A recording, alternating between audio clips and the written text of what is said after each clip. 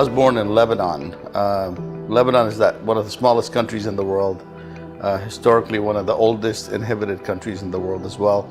And back then, it was a population of just around 1 million or less people in the whole country. My dream when I was young was to meet people all around the world.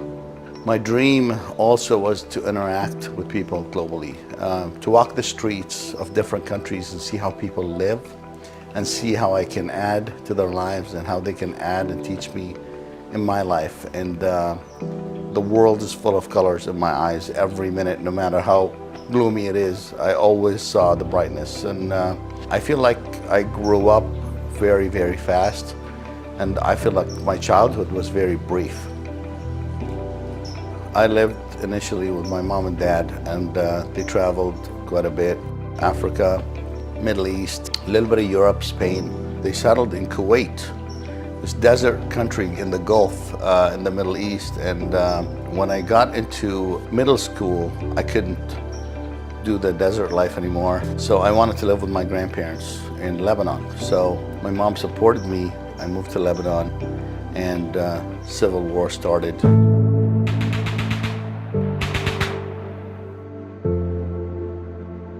They weren't able to come visit. I wasn't able to leave and visit them, so there was a good-sized chapter in my life living in Lebanon, and this is where I have most of my memories. Culturally, we take care of our elders, and it's almost mandatory. There's no ifs, whens, or buts. These people got us here. These people are what created our society, and we're supposed to carry them until the end. So I felt like I was responsible for them as well, even though they're the ones taking care of me. But on the inside, I felt like whatever they wanted, whatever they needed, it's on me. Actually brings you down, makes you even more humble, and teaches you a different perspective and makes you look at things differently in life. I wanted to come to school in the U.S. So I remember there was no U.S. embassy in Lebanon. It was closed because of the war. So I drove about 3 or 4 hours with my aunt to Syria. And I stood in a line of 5,000 people trying to get a visa. And they weren't given visas at the time. And I was one of 5,000 people that they gave a visa to. I waited in line. I was like one of the last 5 or 6 people there. And of course, people were trying to flee war, so they weren't just giving visas and issuing it to everyone. But when I got there, I remember the consulate. She asked me, why do I want to go to the U.S.? And I told her I want to go to school. And visa, see you later. And then less than 3 months, I jumped over a plane and I came. I remember getting off the plane, and I was so scared. I was so scared. I didn't have my grandparents. I didn't have my mom, my dad. I didn't have my brothers. I didn't have my friends. I didn't have my culture. Didn't have my language. So right when that door opened up and those stairs, I looked around and I just saw a different world. You have to respect where you came from. Having culture puts a different set of responsibilities on your back. And it's that mindset. It's a mindset of positivity. It's about your family, it's about your grandparents, it's about how do you help them succeed so we can live another day. When I started going to college, I just hated it. LA was way too much for me. So I kind of drove up north 2.5, 3 hours to a little place called Fresno back then. Now Fresno's big. And I actually went to college in Fresno, and I was studying architecture. I didn't know what I wanted to do in life, except wanting to be like my dad. So I started studying architecture. He was an engineer, civil engineer, and an architect, and I wanted to be like him. So that's what I started studying. I think a huge learning lesson for me is when I came to the United States and I was able to witness the melting pot. I started to ease a little bit into being different, and learning that everybody in America is different, and I'm just part of everybody. How can you live with people that believe in different things and still accept them? How do you share commonalities and respect differences? And that was, I would say, this has been one of the biggest lessons I've ever learned in life, as I've taken everything that I've known when I was younger, and I had to learn from different people. Ignorance was fear, and fear was ignorance. And as you get deeper and you learn more about people, you'll find out at the end of the day that we are all absolutely the same. With all our differences, we are absolutely the same. And this is what helped me grow in communications and creating relationships. The whole family is into health and the health industry. I have two uncles that have had stores for well over 40 years. Extremely successful, extremely happy doing what they do. So they actually supported my dad on purchasing a store in a little city called Pleasant Hill, a few minutes from San Francisco. And so my dad buys the store, and I get a phone call, and he's telling me, hey, the summer is coming up, why don't you take that semester off and just come to the store and watch it over for me for a few months, and I'm gonna go and bring your mom and brothers over to the US. This is when I got a tiny little VW with no shocks, 3 different wheels, nice black little hatchback. I actually drove it up to Pleasant Hill, and I walked into that store, that health food store. It was called Natural Life Foods. I walk in the store, and I'm new in the country. I don't know much about health, okay? And I don't know much about nutrition. And I walk into this business, and it's colorful, bright, and confusing. I walk in, there's tiny little bottles everywhere. I don't know what they do. Definitely stressed and scary, but I was excited that I don't have to go to school for the summer. So I didn't care. I was gonna, okay, let's do it. And there was a nutritionist running the store at the time. So I walk in the store, her name was Marilyn, and she greeted me. My dad was still there, and he's like, okay, Marilyn's gonna help you, teach you some stuff. I'll be back before the end of the summer so you can go back to school. First day, I see people walk in, and there wasn't much business, a little bit of activity, but kind of constant flow. A person would walk in every hour or two. I started seeing Marilyn interact with people and talk about them, and it was like way over my head. I didn't know what vitamin A is, what glucosamine is, what MSM is, what collagen is. There was no collagen back then, and the industry was very, different, of course, but it was definitely overwhelming. When you walk into a store like this and you see so many bottles and you don't know what anything does, what you're supposed to do except make the deposit every evening, it's definitely a scary feeling. So I had to learn how to do everything, and I had to learn what everything does, and I had to learn where everything is, and I had to learn how to run the store to keep it open. You can't go on a computer and search what something does, and people are walking in and they're telling me, hey, do you have something for the eyes? I'm like, ooh, right? So it was embarrassing.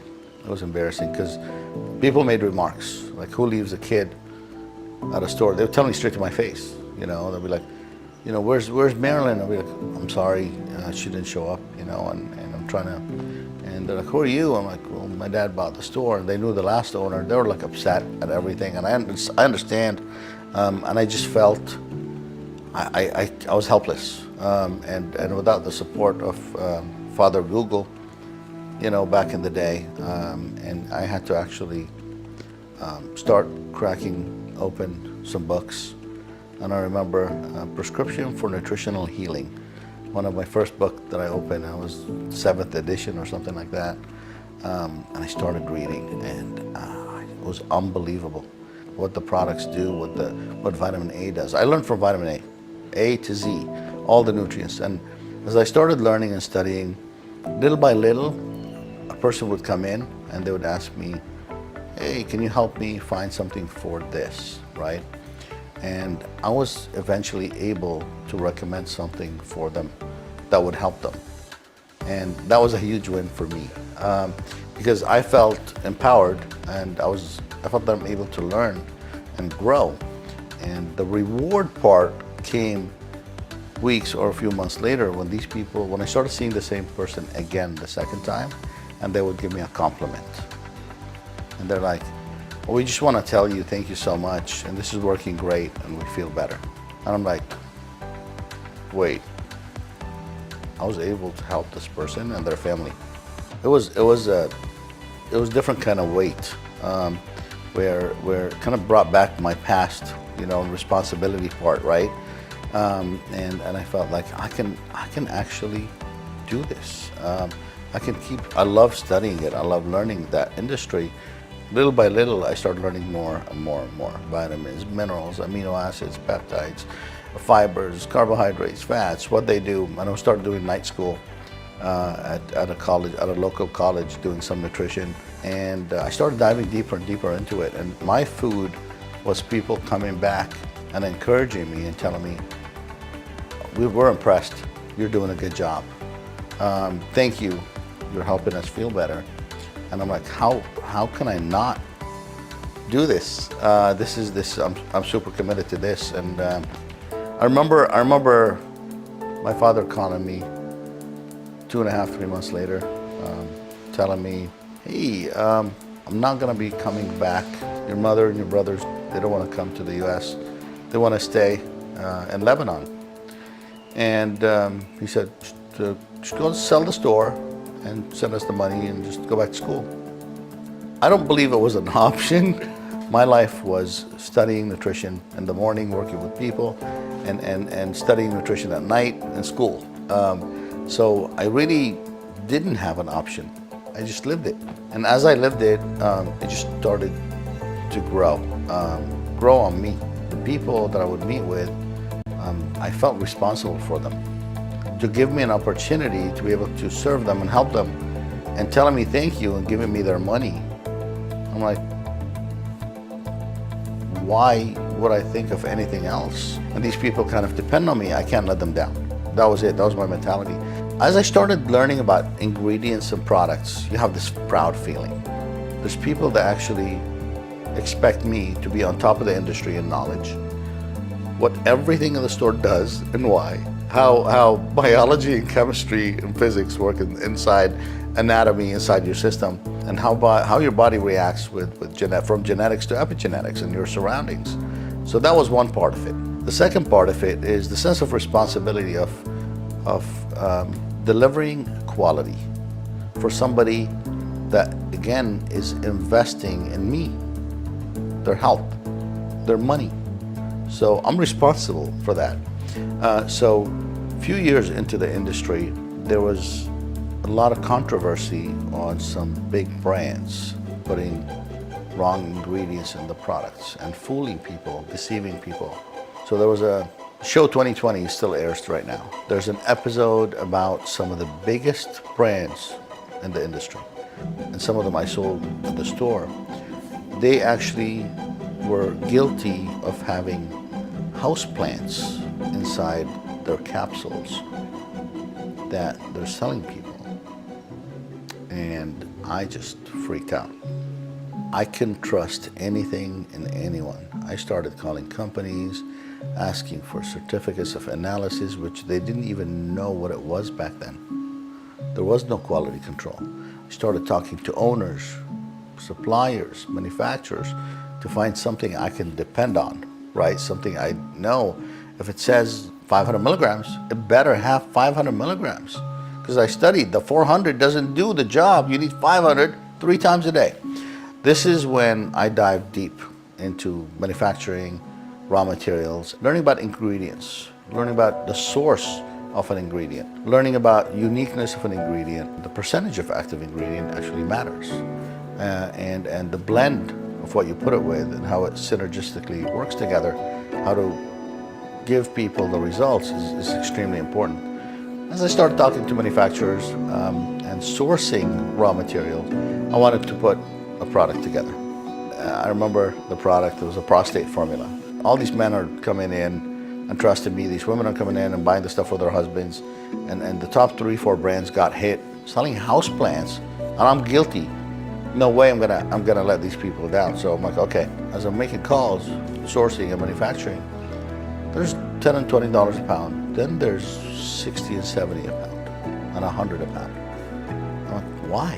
Why can you buy $10 a pound, $100 a pound, and even $300 a pound?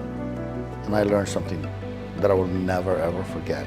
The $60 one has like 2 or 3%. $200 one has like 15%. The $300 one was like 20% active ingredient. So I'm sitting and thinking, okay, there's no thinking. I want the best for my people. I want the results at the end of the day. I want them to come back and tell me how it worked, and I want to get more of these stories. The stories that got me to do where I'm at, and that what got me to believe in what I do. So I chose the most expensive one. I sourced it. I had it shipped to the manufacturing facility. I put it on the shelf, and the price, no joke, the price was 5 times more expensive than the most expensive one that was on there for prostate. So people would come in, do you have something for prostate? They look at the price, they're like, what? No, I can't. I'm not doing this. You know, this is so expensive. Wait, let me tell you why it's expensive. And I told them exactly what I just said. And they're like, okay, all right, I'll try it. I'll try it for a month. I'll try it for 2 months. And man, I remember the first man using the product, and the first few after him, first few women bought it for their husbands. And I remember the first one coming back with a paper from his doctor showing his levels drop and how much month after month. And that was my first lesson with my first product on never compromising the integrity and the quality to save a penny, because this is your temple. You need to walk, you need to think, you need to be healthy, you need to perform, you need to go to work. This is not a place to save money, and this is the place where you indulge, you give yourself the best. The results confirmed what I had decided, which is never ever to compromise integrity and quality. The more important part is just I loved what I was doing so much, and nothing, no matter how scared I was, no matter how much lack of money I had to even place an order, through depressions and recessions, through industry boycotts, through many challenges. Challenges will always come. Do we run away, or do we find a way to fix it? Every time I would win a small fight, I would gain confidence. Confidence about what I was doing and that I'm doing the right thing. And I would just fall in love with it more and more. And the challenges that continue today will always be, and they'll only get bigger and bigger. But your confidence in beating the challenge becomes more and more rewarding as well. That a lot of people are scared of taking the journey because they're afraid of failures. And I think failure is the reason for success. You can't taste the sweet success without crying and falling on your knees, falling on your face multiple times. You're supposed to take the journey, you're supposed to fall, you're supposed to bleed, you're supposed to cry, you're supposed to get up, you're supposed to fix it. We have a responsibility for people, for other people in our lives, for our community, for our country, for everything around us. And you can't abandon this responsibility. And your job, and my job, and everybody's job is to find a way to make it happen, no matter what challenges come in. Challenges are there for a reason. The reason is to surpass them.